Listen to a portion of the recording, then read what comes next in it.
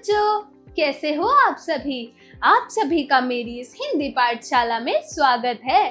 तो बच्चों, आज मैं लाई हूँ एक मजेदार सी कविता। वो भी पता है किसके ऊपर? पुस्तकों के ऊपर। पुस्तक हमारे जिंदगी का एक बहुत ही अहम हिस्सा है। पुस्तक हमें ज्ञान देती है, हमें हमारे धर्म के बारे में बताती है।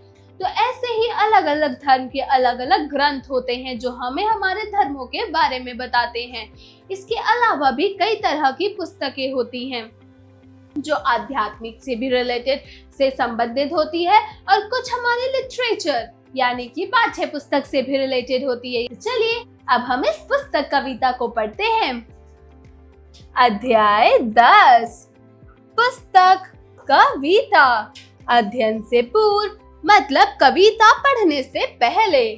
तो यहाँ पर रामायण, भगवद गीता, कुरान, बाइबल, गुरु ग्रंथ साहिब और त्रिपिटक, यहाँ पर कुछ ग्रंथों के नाम दे रखे हैं जो अलग अलग धर्म के हैं।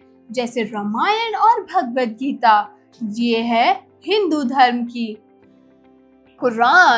कुरान है इस्लाम की यानी कि मुस्लिम धर्म की। बाइबल किसकी है? क्रिश्चियंस। बाइबल है क्रिश्चियंस की। गुरु ग्रंथ साहिब ये किसकी है? ये है पंजाबीज की। और त्रिपिटक ये है बौद्ध धर्म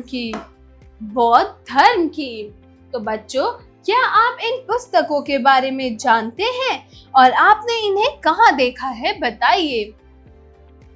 इन पुस्तकों को आपने कहाँ देखा है? आपको इसका जवाब यहाँ लिखना है।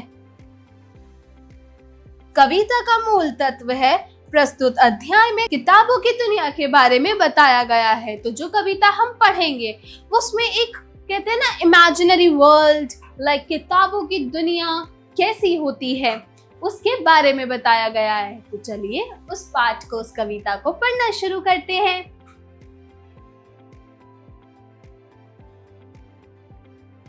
तो यह रही पुस्तकों से संबंधित कविता। चलिए शुरू करते हैं। पुस्तकें, मुझे लगता है कि इन गाने के लिए सिर्फ एक गीत है, लेकिन यह किताबों का एक गीत है।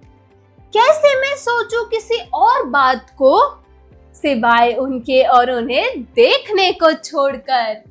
साल भर साथियों, इन उजड़ते हुए दिनों में कभी मेरा साथ नहीं छोड़ा। चाहे गर्मियों की शाम, चाहे सर्दियों की सुबह, हमेशा अपनों की तरह साथ बनी रही पुस्तकें फैली दाएं और बाएं ज्ञान के आंगन में। पुस्तकें भारी भरकम बनी हुई पुस्तकें कठिन समस्याओं में। तो बच्चों, यहाँ पर ये बोला गया है कि जो पुस्तकें हैं, कभी को यह लगता है कि ये सिर्फ गाने के लिए एक गीत है, लेकिन यह किताबों का एक गीत है। कैसे ये कि सोचे किसी और बात को सिवाय इन्हें देखने को छोड़कर।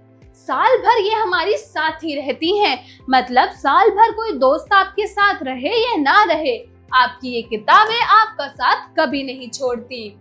चाहे गर्मियों की शाम हो, चाहे सर्दियों की सुबह, हमेशा ये अपनों की तरह साथ बनी रहती हैं पुस्तकें फैली दाएं और बाएं, मतलब ज्ञान के आंगन में वो हर जगह फैली होती हैं और भारी भरकम जो है वो कितनी भी बड़ी समस्या हो उनको सुलझाती हैं।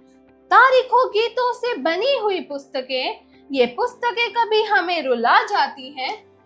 जो तारीखों से बनी हुई हैं वो पुस्तकें कभी तो हमें रुला जाती हैं और कभी कभी बड़ा ही हंसा जाती हैं। बड़े शहर की तरह बढ़ती हुई भीड़ में कभी बढ़ती है तो कभी कम हो जाती है। जैसे कोई भी बड़ा सा शहर होता है ना बच्चों, उस बढ़ते हुए शहर की बढ़ती हुई भीड़ में, तो ऐसे ही बड़े शहर की बढ़ती हुई भीड़ में कभी बढ़ती है तो कभी कम हो जाती है। जागो पुस्तकों की दुनिया अजीब, आओ पढ़ें इन्हें और खो जाएं हम। पुस्तकें तो इसमें कवि कहता है कि जागो जागो, पुस्तकों की दुनिया अजीब है, आओ इन्हें पढ़ें और हम खो जाएं इन्हें पढ़कर। चलिए अब कुछ शब्दों के अर्थ पढ़ते हैं, शब्दार्थ पढ़ते हैं। चलिए शुरू करते हैं।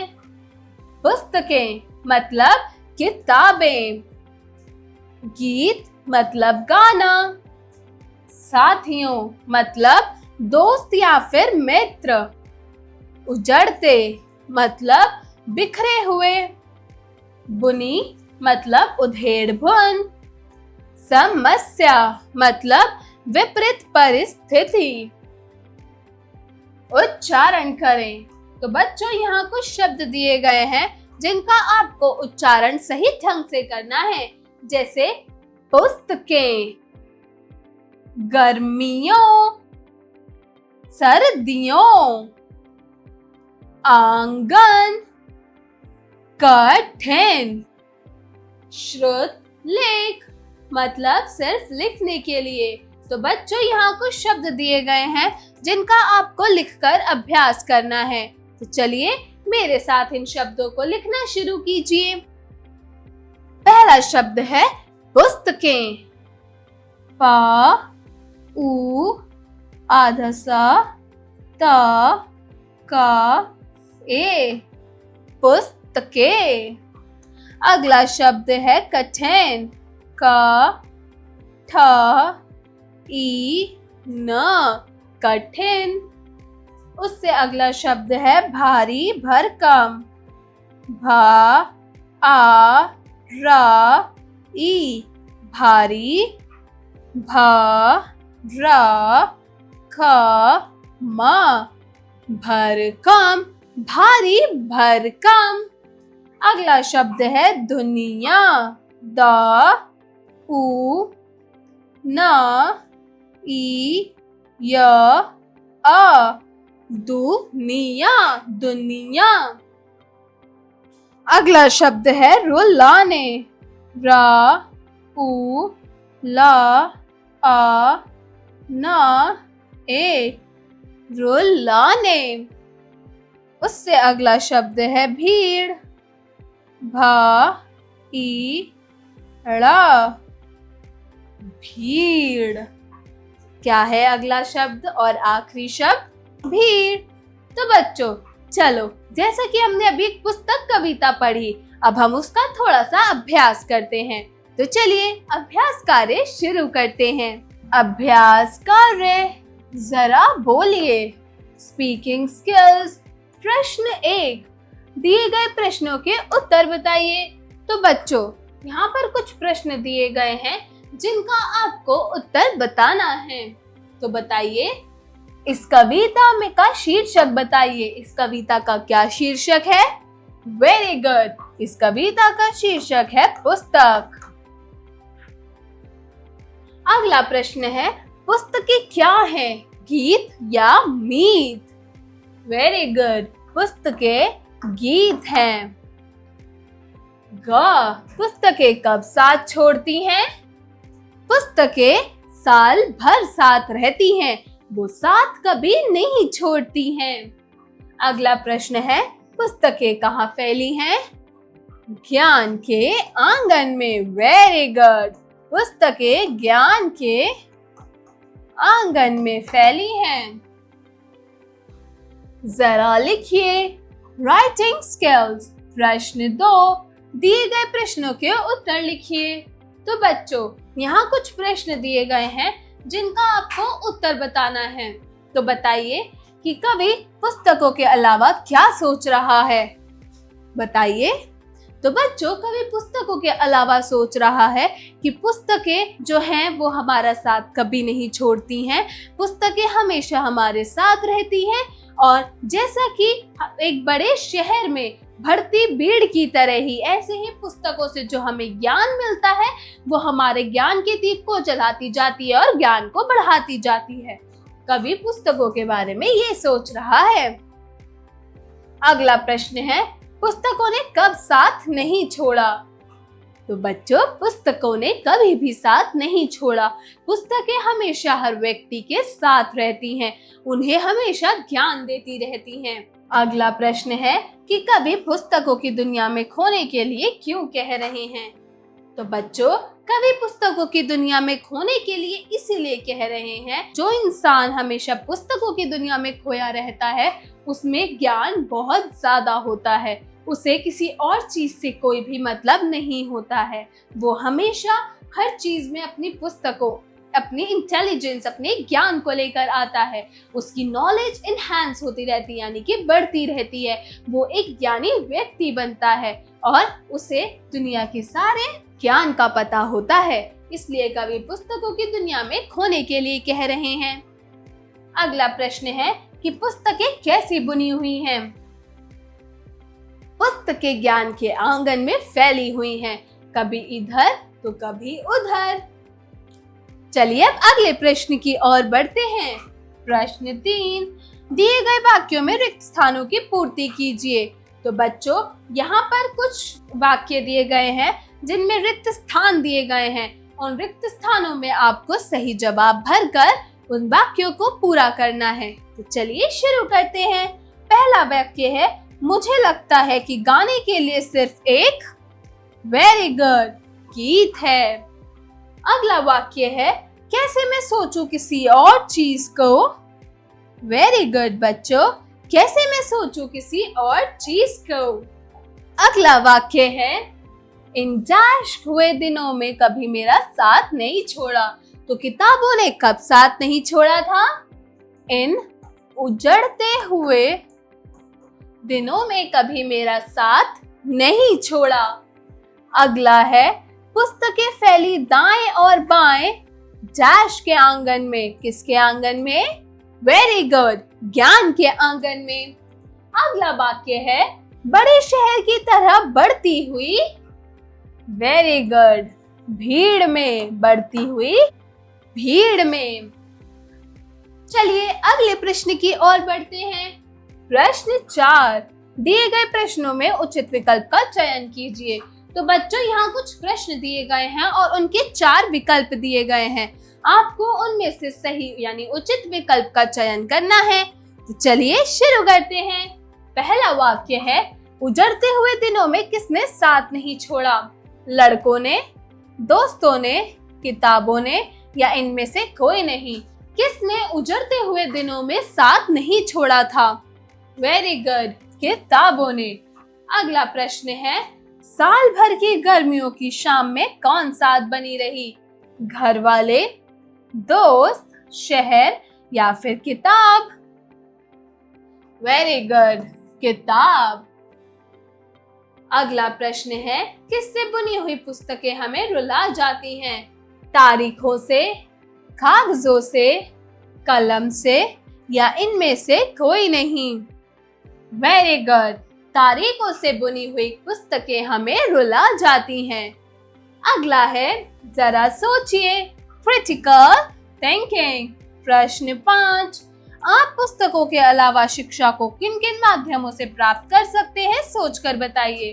तो बच्चों, सबसे अच्छा और सबसे बड़ा साधन है किसी भी चीज के बारे में ज्ञान लेने का, वो होती है पुस्तक। पुस्तक से हम हर तरह का ज्ञान ले सकते हैं, हर चीज के बारे में जान सकते हैं, तो हर चीज की शिक्षा ले सकते हैं। तो अब आपको ये सोचकर बताना है कि पुस्तक के अलावा और ऐसा कौन सा माध्यम है जिससे हम शिक्षा प्राप्त कर सकते हैं। थोड़ा सा जोर लगाइए, रिसर्च कीजिए, सोचिए और इसका जवाब अपनी किताबों में लिखिए। जरा भाषा पर गौर कीजिए। Language skills.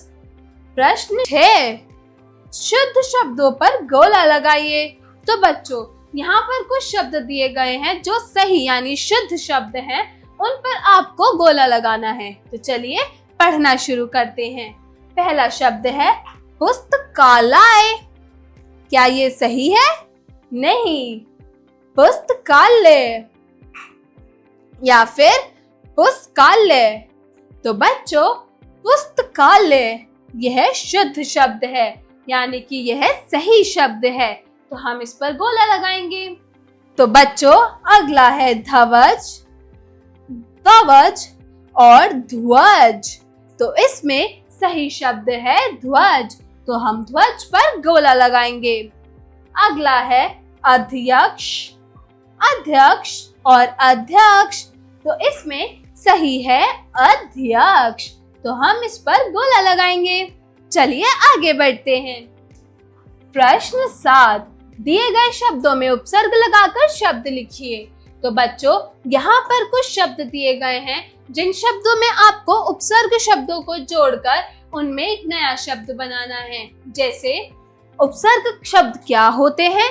उपसर्ग एक ऐसे शब्दांश होते हैं जो किसी शब्द के पहले जुड़कर उसके अर्थ को परिवर्तित कर देते हैं, वो उपसर्ग कहलाते हैं। जैसे आहार, आहार, यहाँ आ उपसर्ग है। तो यहाँ पर बच्चों कुछ शब्द दे रखे हैं, उन शब्दों का आपको पहले एक शब्द जोड़कर, अपना शब्दांश जोड़कर एक नया शब्द बनाना है, उपसर्गों को जोड़कर। तो भेद, यहाँ है भाव, तो हम इसमें लिखेंगे भेद, भेद भाव। अगला है डैश प्लस गण, अवगुण, अवगुण। तो अगला शब्द है बच्चों अभेद, अभेद। अगला उपसर्ग हम जोड़ेंगे आगमन, आगमन मतलब आना। जरा रचनात्मक कार्य कीजिए, क्रिएटिव स्किल्स। प्रश्न 8, पुस्तकों के क्या क्या लाभ हैं अपने शब्दों में लिखिए। तो बच्चों, आपको बताना है कि पुस्तकों का क्या क्या लाभ होता है, हमें पुस्तकों से किस किस तरह का लाभ मिलता है, उसे आपको अपने शब्दों में दिए गए जगह पर लिखकर बताना है। चलिए अब थोड़ा सा दिमाग लगाते हैं, जरा दिमाग लगाइए। Brainstorming activity. प्रश्न 9, एक छात्र जिसके कंधे पर स्कूल बैग है उचित रास्ते का चयन कर छात्र को विद्यालय तक पहुंचाएं। तो बच्चों, छात्र जो है उसके कंधे पर स्कूल बैग है, उसे सही रास्ते का चयन कर कर स्कूल तक पहुंचना है। तो हमें उस व्यक्ति को स्कूल तक, इस बच्चे को स्कूल तक पहुंचाना है। तो चलिए इसको सही रास्ते से स्कूल तक पहुंचाते हैं। तो बच्चों, इस रास्ते के जरिए जो ये विद्यार्थी है, यह स्कूल बैग टांग के स्कूल तक आसानी से एक उचित रास्ते से पहुंच जाएगा। अगला है जरा रंग भरिए, आर्ट इंटीग्रेटेड एक्टिविटी। प्रश्न 10, दिए गए चित्र में रंग भरिए। तो बच्चों, यहाँ पर एक बच्चा कंप्यूटर के पास बैठा है और वो किताब को पढ़ रहा है। आपको इस चित्र में प्यारा सा और अच्छा सा रंग भरना है। तो बच्चों, आज के लिए बस इतना ही। आज की कक्षा यही समाप्त करती हूँ। आशा है आपको ये कविता पसंद आई होगी। मिलती हूँ एक नई कक्षा में एक नई कहानी या एक कविता के साथ। तब तक के लिए बाय बाय बच्चों।